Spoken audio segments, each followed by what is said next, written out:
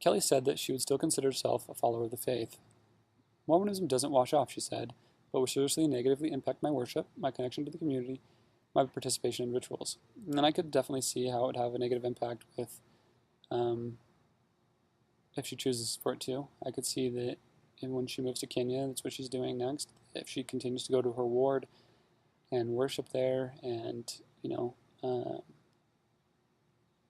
be with her family there and just show that she is really determined to make this thing work, then I could see her coming back and seeing everything be fine. But if she takes it in a negative light, which it could be easy for some people to do, that's one of the things that I've noticed that the church really does ask of people, is to humble themselves, to understand that their understanding is not the ultimate understanding. God is powerful and that He is all-knowing and all-loving. And just because we don't understand something doesn't mean that it isn't God's love doing it. It doesn't mean that we are right.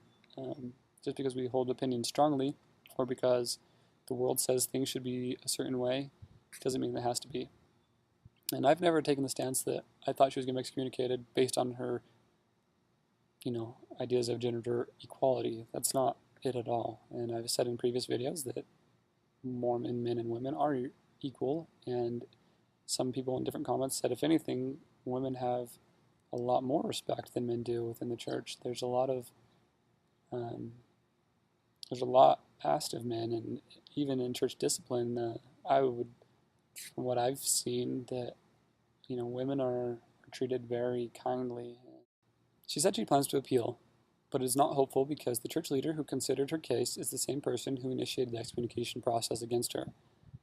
I don't know the formal process on that, but that doesn't strike me as true. I would think that if there was she thought there was some sort of bias from her bishop or her stake president, that the appeal process would go to someone else.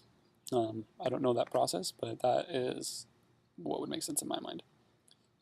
There is no immediate comment from the Mormon Church, which said the email contained the reasoning behind the excommunication. Quote, "The difficulty, Sister Kelly, is not that you say you have questions, or that you believe that women should receive the priesthood," it said. "The problem is that you have persisted in an aggressive effort to persuade church members to your point of view, and that your course of action has threatened to erode the faith of others. You are entitled to your views, but you're not entitled to promote them and proselyte them while remaining in full fellowship of the church."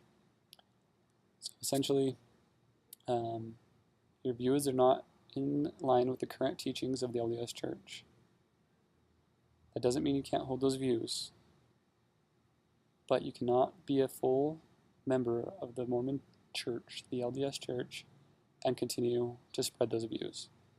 If you're going to continue to spread those views, you need to do so under your own guise and under your own name, and not under the name of a Latter-day Saint. Fairly strong. Could it change in the future?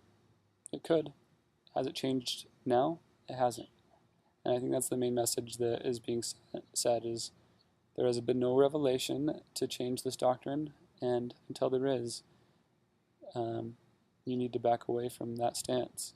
And you are not the one that's going to receive the revelation on behalf of the whole world. The prophet will. God's mouthpiece on the earth. That's how revelation has always come.